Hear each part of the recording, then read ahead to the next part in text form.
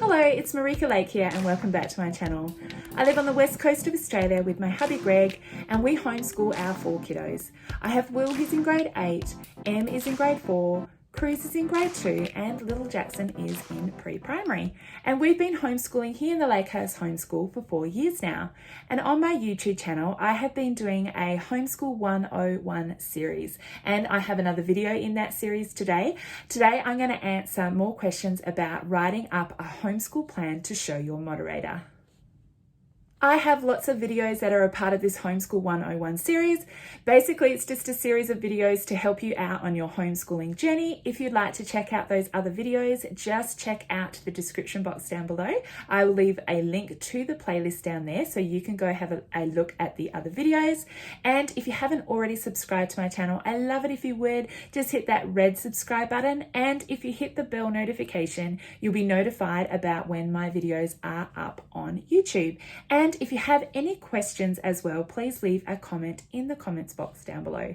Okay, let's get into this video about talking about writing up a learning plan. In my last video, I did show you how I write up my simple learning plan, and I walked you through that and different documents that I use to make that plan. So if you are interested in watching that, I'll fly a card up the top of the video here so you can check that out, and a link will be in the description box as well. And today I just wanted to answer some more questions about writing up a learning plan. And I've just got some notes here that I'm reading off of. So the first question that I have here is, do I have to teach every subject every week? And the answer is no. You don't even have to teach every subject every school term. So let me unpack that a little bit more. So there's 8 learning areas or 8 subjects that you need to cover within your homeschool year. And they are, let me see if I can remember them. They are English, or sometimes we call it language and literacy. We have maths, we have science, we have HAS, which covers geography and history. We have the arts, we have technology, we have health, and we have sport. I think I might have covered them all. So they're all of the subjects that you need to cover within a school year, but you definitely do not have to do those subjects every week. And I especially recommend you don't do that, especially if you're starting out homeschool and you're right at the very beginning and everything feels very overwhelming and your children are just getting used to homeschooling at home, or even if they're very young. So definitely don't do everything in a week. That's just completely nuts in my opinion. And what I do recommend people do is obviously do English and maths all the time. So do your language and literacy, which is your spelling, writing, reading, grammar, those kind of things, and mathematics. Do that all the time, and then add in the other subjects as you go. So if you're at the beginning of your homeschool journey, I recommend in the first term, or even the first few weeks, however you want to do it. Remember, it's totally up to you. Start with your language and literacy, start with maths, and then just add in one other subject. So you might just do science for that first term. And then as you become more confident, or the kids become, used to doing homeschool, then you can add in another subject. So you might do your language and literacy, your math, science, and then you might add in history, or replace science altogether and then just do history. So you definitely do not have to do every subject every week. You can just, so what you could do is kind of like have a focus. So like one term, we're going to focus on science. The next term, we're not going to focus on science. We're actually just going to focus on geography and do a lot of geography activities. And so you might do kind of like the 4 learning areas through the year. And also the other areas, there's lots of things that are integrated into your life already that you probably don't even realize. So for instance, for say the technologies area, your children will be using technology all the time. So if they're using a laptop, if they're using a device, that counts as in the technologies area. If they are participating with cooking in any way, if they're in the kitchen doing cooking with you or baking with you, that is all included in that technologies area. And then you just might pick a couple of, say, STEM activities to do in the year, and you've covered technologies. So don't feel like you have to get, a specific curriculum even for that you actually cover those things. And the same with like health and physical education. If your children are riding their bikes, going to the playground, doing swimming lessons, swimming during the summer, going for a bushwalk, they're all things that you can include in that health and PE section.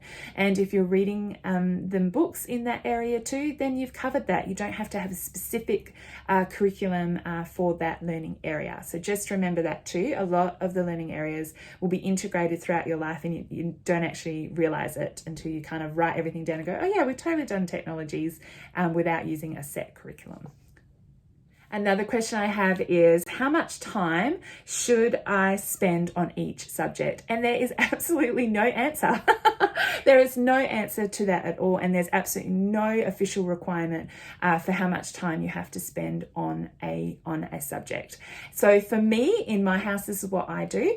As I said, what's really important to us is our language and literacy and our math. So if I'm going to be spending any amount of time, I'm going to be doing that. So that is something that I continue to do every day of our homeschool day. So every day we will do math, and every day we will do language and literacy. Now with math, if we can't sit down and do a big chunk, well, it'll just be a small chunk, but we will, keep up with covering that every day. And so obviously how long you're homeschooling within a day is totally up to families as well, and your children. So if you've got younger children, you might actually only be doing 20 minutes of maths a day, because that's all they can handle. Where my son, who's in grade 8, he can actually handle doing an hour. I think he does an hour and 20 minutes at a time. And so he enjoys maths, and he can sit that long and do maths for that long. And so for him, that's what he does. But my other children can't do that. So the amount of time that you spend on a subject, totally up to you, totally up to how your house runs, your homeschool runs, and how your children how long they can concentrate for. So there is absolutely no official requirement for about how long you should spend on a subject. Another question I have here is, do I have to have a schedule or a timetable? And the answer is no. You do not have to have a official schedule or timetable written out for your moderator. They may ask you if you do, or do you have an idea of how you're going to go about your homeschool day, and you might just verbally tell them, but you don't have to have anything written down. I do have a learning plan written down for them to have a look at, saying these are all the things that we're going to be using and doing, but I don't then break it down into a plan of this is what we're doing on this day for this amount of time or things like that. Absolutely, you do not have to have a daily schedule written out for them at all. Another question I have is, how can I teach subjects that I am not familiar with?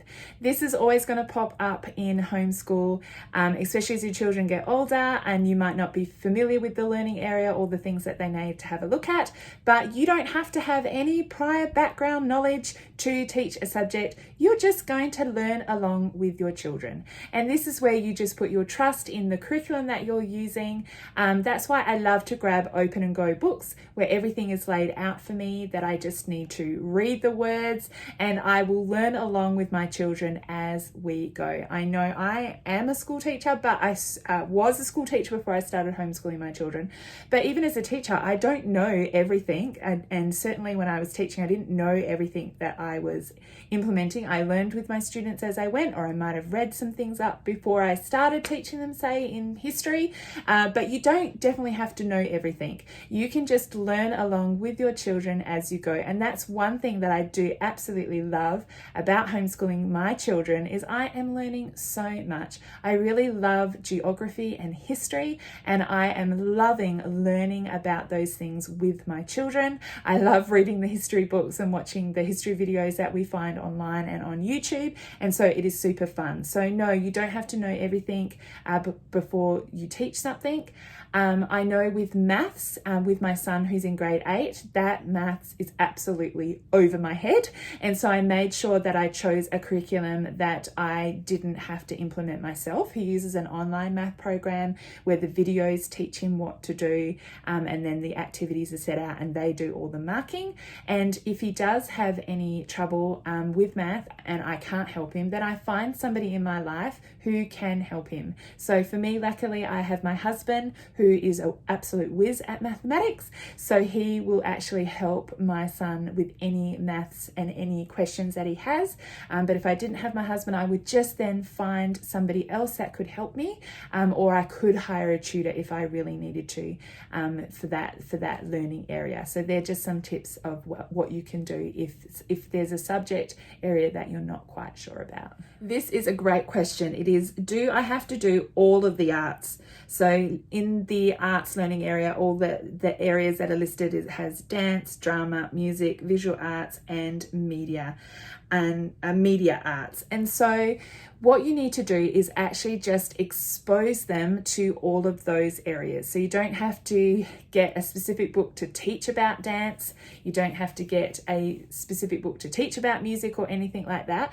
What they're looking for, particularly in the arts area, is an exposure to all of those things. So what we do here in our house is my children go to like Sunday school, to church. I have a kids' church, and they do lots of singing there and movement with that as well. And so I write that down as they're involved in that. We also, my daughter actually does dance. She does several dance classes, and every year they hold 2 dance concerts. And so my boys go along and watch their sister dance in their dance concert. And that is exposing them to the world of dance. They don't actually have to enroll in a dance class and participate, but they are watching it and then getting a little movement in their life in that area. And then the same for other things like drama. My children don't go to a theatre club or anything like that, but once a year I will take my children to go and see a stage production. And there's lots of different ways that you can do that. We have the professional shows that come through, every year. There's always several different theatre companies that come through. I know we've had, over the years, we've had Frozen the musical, we've had Mary Poppins, we've had The Wizard of Oz.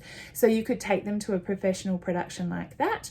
Or what I actually do is I look for our local theatre groups and our local theatre companies in our area. They will always put on a play every year, and I will take my children to go and see that. So we have a local theatre production in our area, and this year in 2022, they put on the production The Lion, the Witch and the Wardrobe. And so I took my children along to see that, which they absolutely loved.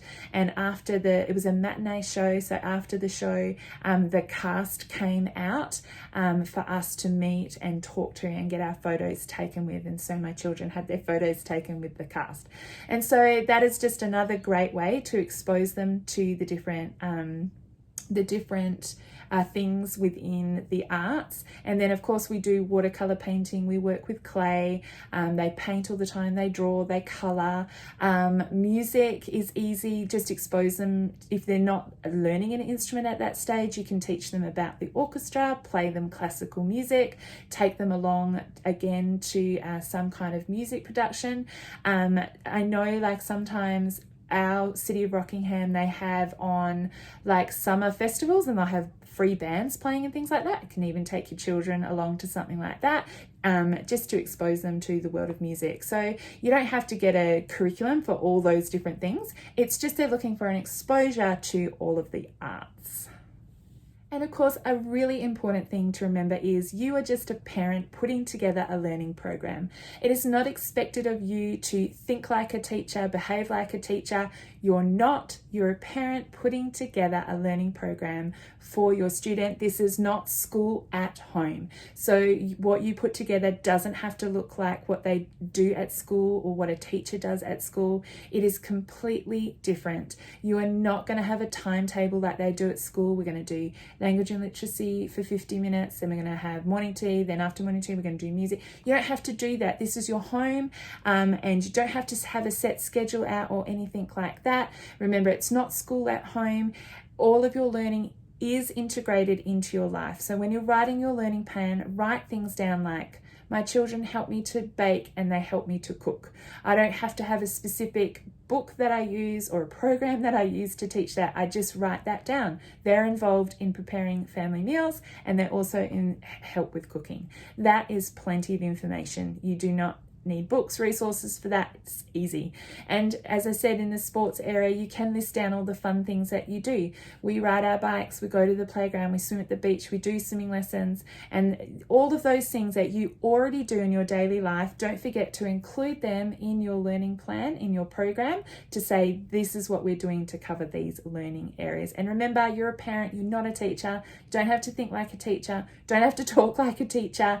You are the parent, and remember just to remain that. Don't put a teacher hat on at all. I hope that you found all of that information helpful for when you're writing out your homeschool plan. Don't forget to check out the other video that I did where I show you my super simple learning plan that I write out for my children each year. So I will fly a card at the top of the video and put links in the description box down below so you can check out that video for yourself. And if you have any question at all, just make sure you leave a comment in the comments box down below. Again, thank you so much for watching my video today, and I will see you next time. Bye.